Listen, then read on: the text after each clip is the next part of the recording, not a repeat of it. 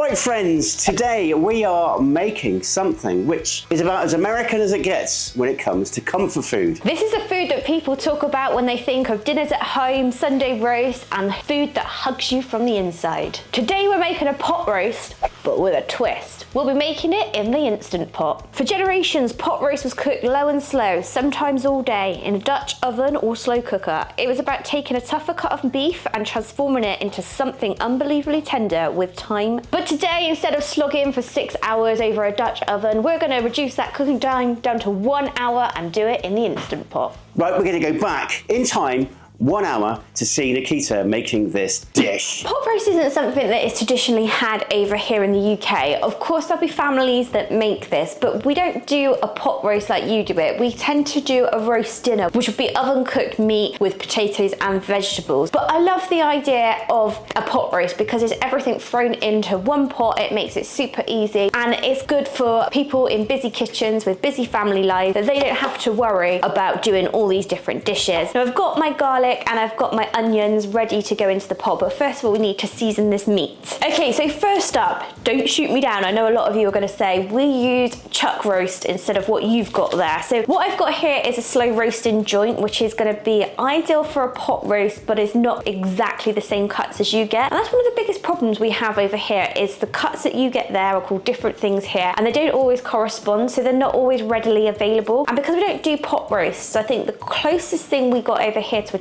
chuck roast is a braising steak. So that's why today I've opted for this joint of meat. So we would have something like this typically in our roast dinner that we would cook in an oven and we would roast it down. So the recipe we're following today, we've got some salt, we've got pepper, we've got onion powder and garlic powder, parsley, thyme and rosemary. So I'm just gonna mix that all up. And then we're just gonna be covering the beef completely with these aromatics. So I'm just gonna sprinkle them on top, press them in and then turn the meat over. Now a question I've got for all the viewers, from what I've looked at, pot roast is usually with beef, is that correct? Or can you do it with other types of meat or poultry? Can you do like a chicken pot roast or pork or lamb or something like that? Let me know, because obviously we are quite new to this and I love the simplicity of being able to cook everything in the one pot and just having a whole meal, but I like to mix things up and I try not to have too much beef, to be honest, maybe once a week if possible. Okay, that's looking good. So typically this isn't a step that we would do over here in the UK unless you are having something herb crusted, like herb crusted lamb or maybe like a chicken.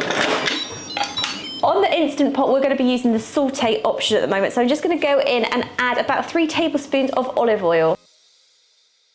Okay, I think we're about ready to go with the meat so that we can seal it, so let's go.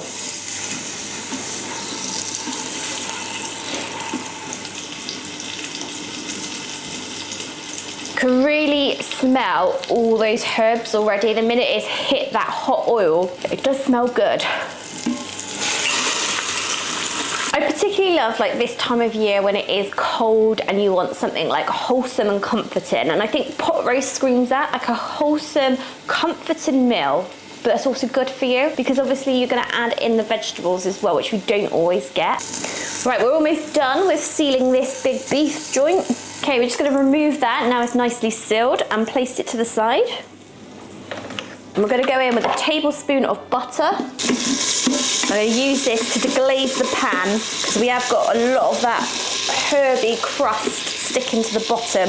Now I know I've been comparing pot roast to our traditional English Sunday roast. Now over here is a big thing. You can go out for a Sunday lunch and you typically get a roast dinner on a Sunday in a lot of pubs and restaurants. You can also get carvery, you know, where they slice the meat and everything in front of you and you help yourself to the various vegetables and sides. But am I right in thinking that pot roasts aren't really sold in restaurants over there in the States? So it's more something that you'd make at home. Roast dinners here is something that we'd make at home but also go out and eat. We're going to go in with the onion now. Okay, now we're going to go in with the garlic and a tablespoon of Worcestershire sauce. It does smell amazing. I know my hair is going to end up smelling of it as well, isn't it? So I'm going to use the trivet now, which I'm not really a fay with, but it's going in. And we've got a cup of red wine we're adding in. So we're using a Cabernet Sauvignon today, as per the recipe. So we're going in with a cup.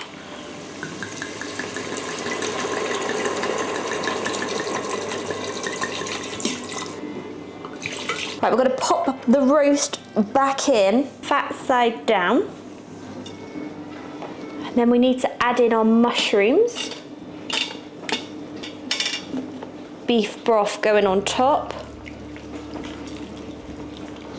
Next in, we have got our potatoes and our carrots, which I love the idea of this. So we're creating little foil pouches and then popping it in so that they can go in all at the same time. But I guess these don't overcook and that they steam nicely. So I'm just gonna prepare some pouches.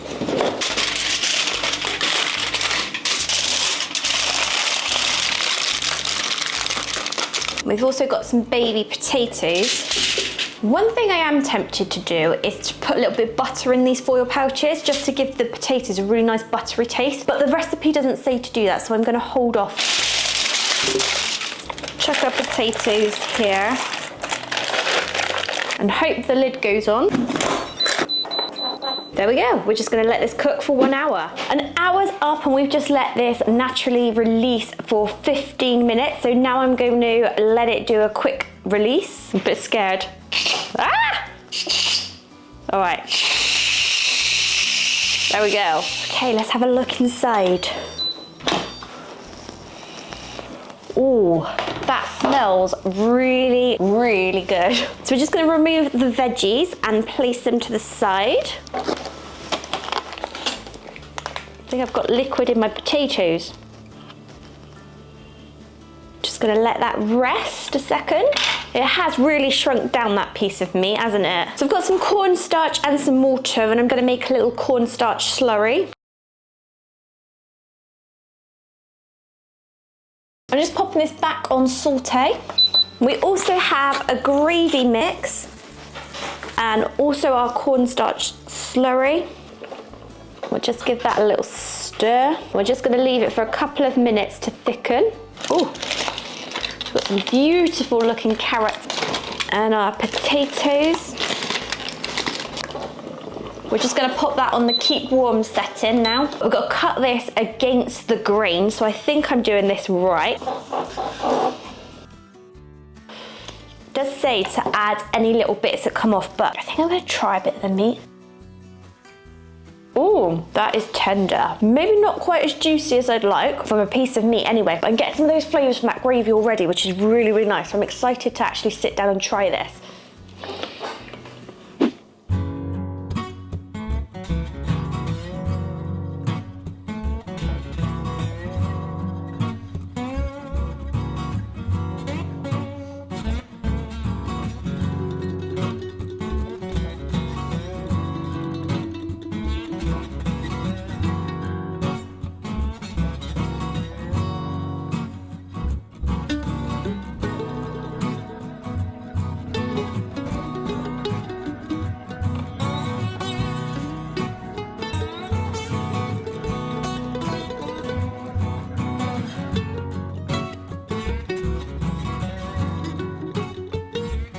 I don't know about you guys, but it smells amazing in here and I cannot wait to actually tuck into this. But I think, Alana, you should take the first bite.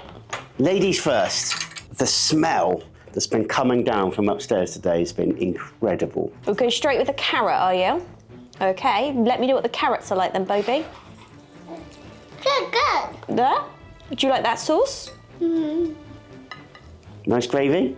Oh, but the meat. Try some of the meat. Well, you've got to finish that carrot first, Daddy. I tell you what, whilst you eat that carrot, I'm going to try some meat, okay? So I see you got some carrots. I see you got some mushrooms. I got a 10 out of 10. What? What? Just on the carrot? A carrot alone got a 10 out of 10? That must be a fantastic carrot. Wow. What's up, Duck?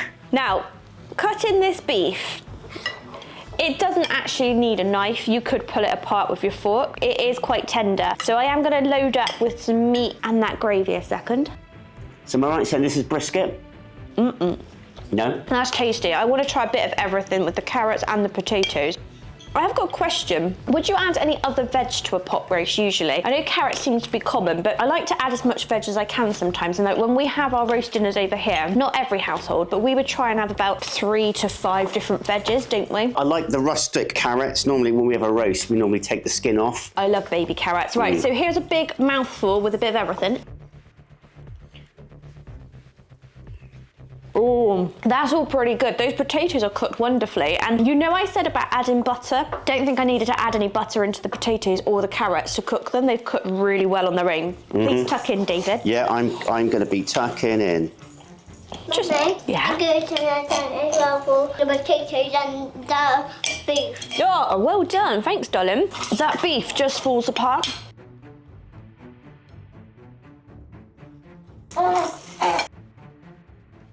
That has got comfort food written all over it. It's just good textures, it's good hearty, filling, healthy kind of food. You're not losing any nutrition because it's all gone back in from like when you boil carrots, sometimes you don't use the water, so all the goodness goes. But obviously it's all in one pot, so all that goodness is going back in. That meat, I get it now. So we made a pot roast before and there was quite a few things that I didn't do right. But I get that you guys say you like to cut like a thick slab of the meat and let people cut it themselves rather than having, I don't know, shredded beef in there. But yeah, it just cuts beautifully and all those textures together. You've really got an amazing gravy there. You can taste all the individual elements, all the seasonings, but nothing's overpowering. It's somewhere between a stew, isn't it, and a roast for me. Okay, David's having a moment. That's better than the pot roast you did before. The gravy is actually a thicker, better consistency as well. Thank you. I really like the sauce. You really like it? Well, that's good, darling. I'd like to thank you all for the comments on the last video because it's enabled us to get a better recipe today. And we will also link the book that we followed the recipe from today if you want to follow it, because it's just unbelievably good. To get a comfort food, comfort hug in under an hour, that is something else. That's really amazing. Do you know what I'm going to do? When I finish, I'm going to get a piece of bread and I'm going to mop up all the gravy. Somewhere in my memory, pot roast sandwiches. Yeah, that sounds good. Leftover pot roast sandwiches. Is that a thing? Have I made that up or did somebody tell us about that before? So I guess it's all going to come down to some ratings and what would we give it. Now, I don't mind kicking this one off. I know Alana's already given it 3 10s. I'm going to echo your 3 10s. I'm going to give it a 10 out of 10. Yay! Yeah. I just want to drink the gravy. If I could have that in a mug, pour in a mug and just drink it, I'd drink that. I guess you could put chicken in there, couldn't you? Any meat, couldn't you? I'm going to have to echo yours. I think that's a 10 out of 10. Do please let us know, can you do pot roast with like a different meat, like a chicken? I had so much fun eating that. That's it from us, and all that leaves us to say is... Take care. God bless. And see you in the next video. High five.